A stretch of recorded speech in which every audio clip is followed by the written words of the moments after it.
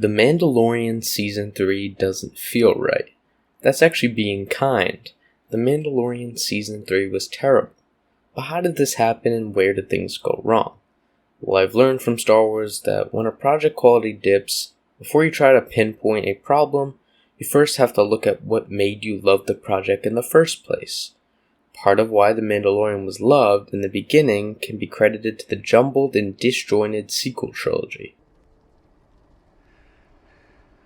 So who talks first? You talk first? I talk first? The sequels were rough and people were upset and felt that they had been drained from Star Wars. So when a new type of show was announced called The Mandalorian, you would think people were going crazy.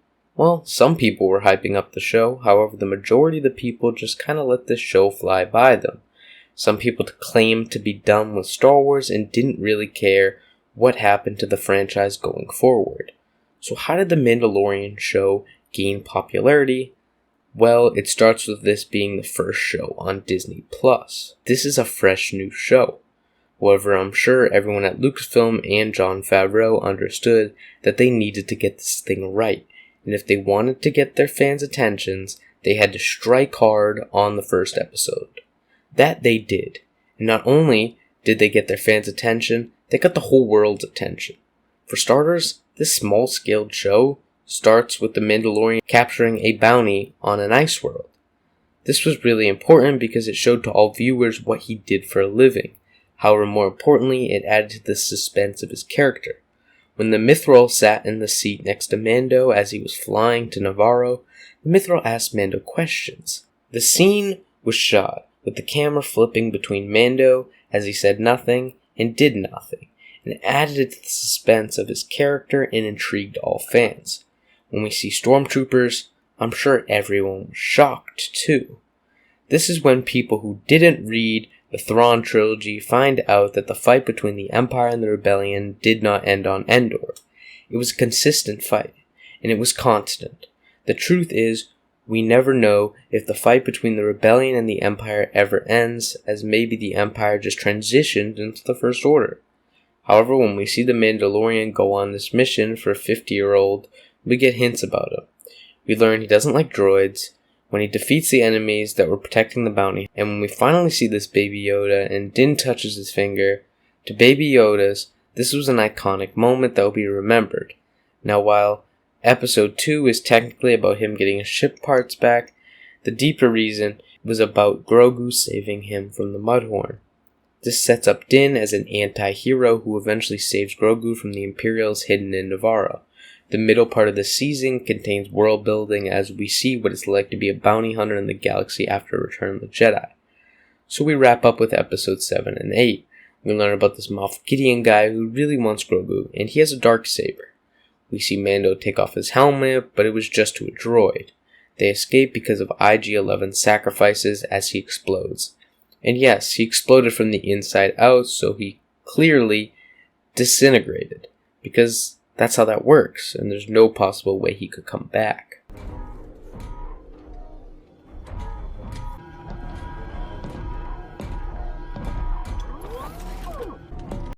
However, this may be controversial to say, but in my opinion, The Mandalorian Season 1 was the most consistent season and was the best of the three. Disney plus Star Wars and Jon Favreau got a big hit. Now Season 2 is a decline in the show, however, no one talks about it.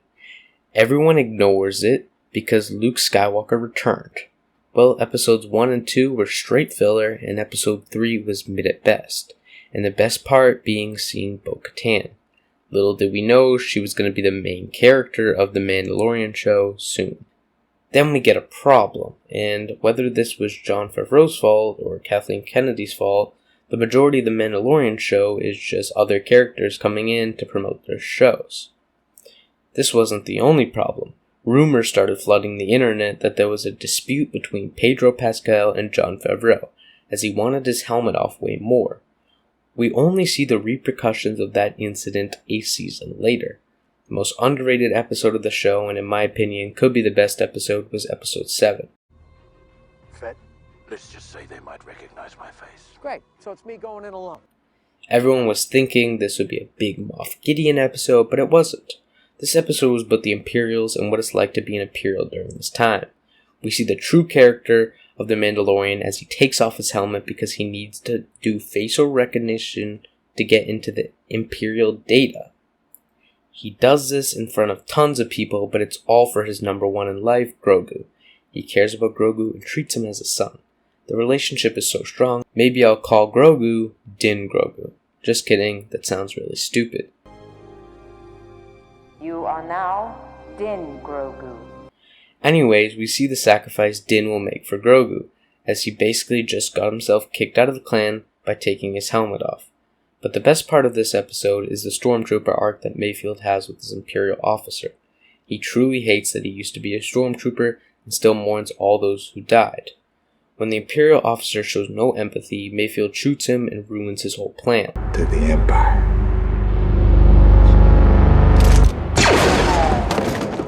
However, this 10-minute former Stormtrooper arc is 10 times better than J.J. Abrams could have ever dreamed with in his Finn Stormtrooper arc. So while Season 2 was extremely jumbled, the hype was extremely high because of Jon Favreau. Jon wrote the story so that we would have Grogu on the Seeding Stone 2 episodes before, and now we had a finale. So we knew a Jedi would show up. So Mando gets his kid, and there will be trouble. Well, no, because we see the return of Luke Skywalker. The real one, not Jake Skywalker. I'm talking about the George Lucas Star Wars. This is the next generation of Star Wars, so I almost had to think of Luke as another character. Maybe he's Jake Skywalker. He's not my Luke Skywalker. And while this is a little too much tech in front of our eyes, we believe this character as Luke. However, the true killer of this episode was Grogu was gone.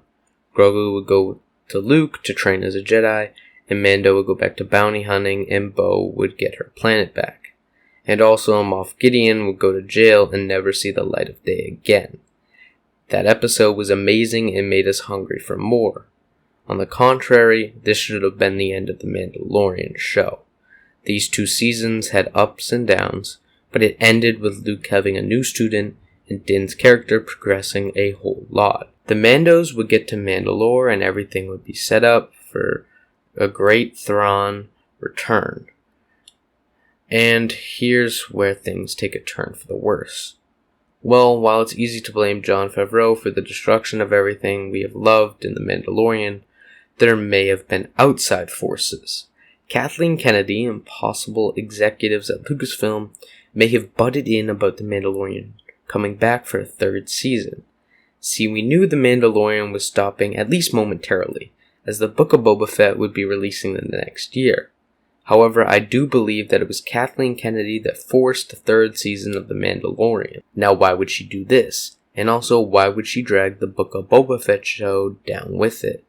If reuniting Grogu and Mando was what she wanted, and that is terrible, and I will get into that in a second, then why didn't Kathleen Kennedy just make The Mandalorian Season 3 first few episodes about that? Well, if they reunited in Season 3, obviously Grogu couldn't be in the trailer, because that would spoil that they returned. So for marketing purposes, I believe that's why they had Grogu return to Din, because it makes more money, because Grogu is so cute, and money, money, money. And also because Kathleen Kennedy has been on the hot seat at Disney for quite a while, and while some people might not know, but it is rumored that she has been informed by either Bob Iger or Disney executives that if she can't get a Star Wars movie out by 2025, she won't have a job. So we can clearly see that Kathleen Kennedy has reasons to want Grogu back because Grogu equals success and job security in her mind. So the Mandalorian just appears in the Book of Boba Fett show. It was rumored back then that he would make an appearance, however he basically took over the show to set a few things up. So Jon Favreau set up that Grogu is back, and if you guys didn't know, Jon Favreau claims that Luke was teaching Grogu for 2 years. I'm not sure what's going on at Lucasfilm, but it's really bad. Anyways, the other thing the Mandalorian set up in the Book of Boba Fett show was that Mando needed to be at a bath in the living waters of Mandalore. So basically, Jon Favreau ruined an iconic character, Boba Fett, in order to get a head start on his Mandalorian show. Well, whatever, we can skip that. At least we have the Mando show. And that will be starting nice and fast, and it will go quickly, and that's good. And it's really important that we have a good story and set up the future of Star Wars. Well, we were all terribly wrong. So the terrible problem started as marketing for the show being trash. No one knew the third season of The Mandalorian was even coming out. And a large amount of people, just regular people who got into Star Wars because of Mando, got confused on why Grogu was back with Din. However, The Mandalorian managed to escape its first episode cleanly. However, the zero hype was hurting the show. There were so many possibilities for the season that all went to waste. The season was jumbled and confusing, and it's really difficult to try to break down from a writing standpoint why any of this happened. Well, there's a few problems. Mando took off his helmet, which we all knew as fans that was totally not allowed. Although the Mandalorian show can't be about Din, who's not a Mandalorian. So Jon Favreau needed to write in a way for Mando to redeem himself, resulting in wasting the Mandalorian screen time. This arc would have been perfect in the Book of Boba Fett show. Maybe even Boba would help Mando get to Mandalore. But no, because Kathleen Kennedy needs to sell her Grogu toys. Now we have this episode with Dr. Pershing and this double spy lady.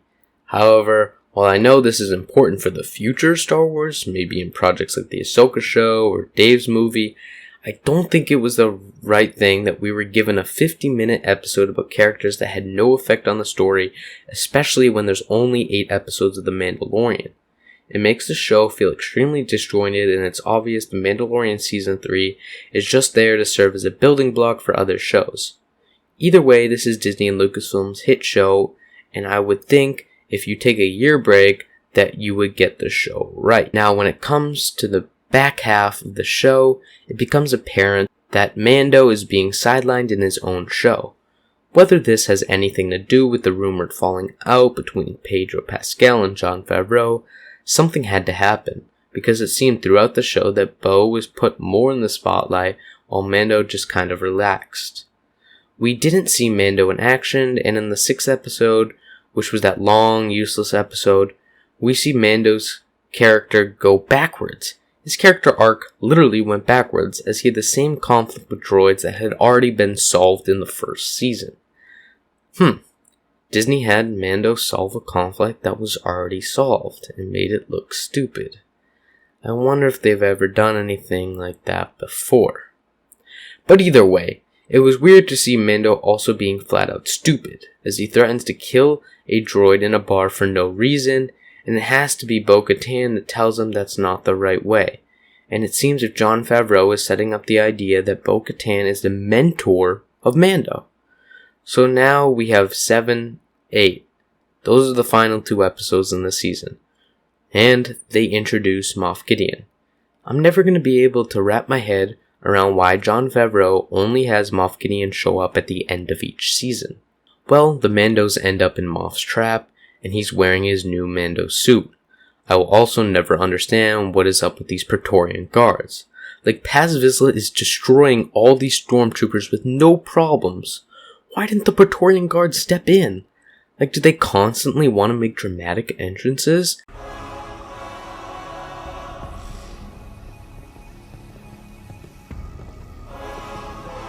And then we see Mando get captured, and for some reason, Moff sends 2 lousy stormtroopers to bring him to the debriefing room. Like, if Moff Gideon was gonna fly away from the danger anyways, why didn't he have the Praetorian guards take Mando to the debriefing room? Anyways, Mando escaped by the help of Grogu, and we see R5 fly down to deactivate the shields. Everyone is talking about how cool it is that R5 is getting his own R2-D2 moment. But I don't understand why Moff Gideon leaves the port for the droids to connect to right on the outside of the base. Like, if you have a port for droids that literally lets them control the entire facility, why isn't that on a safe place? And I don't mean to backtrack, but how have these pirate Mandos been living on Mandalore for 5 years and never saw the Imperial base? Like, they told Bo that they could take her to the Forge. So that means they've been there before. It doesn't make sense. The only reasonable argument that the Empire didn't want to kill those Mandos in hopes that Din and Bo would meet up with them. But that argument falls apart because Moff Gideon requested TIE interceptors. So how did those pirate Mandos not see a bunch of TIE fighters flying onto Mandalore? Anyways, we see Mando looking at the clone of Moff Gideon that are Force sensitive. But something Jon Favreau must have overlooked is why Moff Gideon would make a bunch of clones of himself that are 60 years old. Like, wouldn't he want a younger Force sensitive clones? And for some reason, Moff Gideon gets crazy emotional for the first time simply because Mando destroyed his clones. And this finale wraps up so weirdly, with so many odd moments. Like, once again, the Praetorian Guards were pretty late to the party. And when Grogu started going up to them, and they had Mando on the ground, why didn't they just kill Mando, then get Grogu? And I'm trying to ignore the part where Grogu danced on the ceiling for 10 minutes, and not one of the highly trained guards could think of an idea to get Grogu. And speaking of Grogu, his character's Force abilities were weird. Like, he went from not being able to lift the 5-pound pipe, but then was able to hold fire still for about a minute. However, I'm actually happy that Moff Gideon got killed because his character ran its course.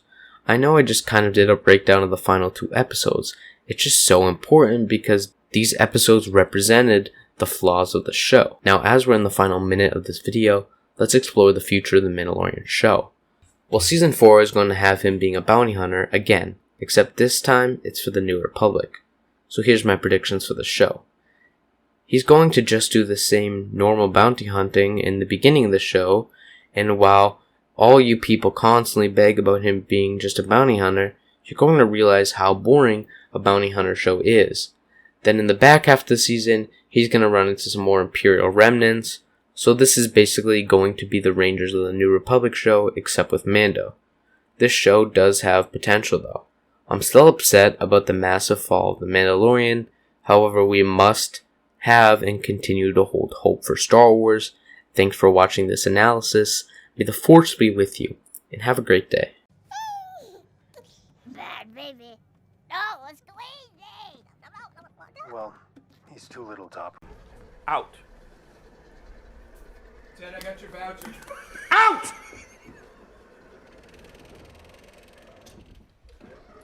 There. I'm sorry about that. I'm so sorry. We'll have him like burned and we'll I don't execute even him know and who burned. that guy is. Better days are gonna get better. I'm so happy the carbonite is gone.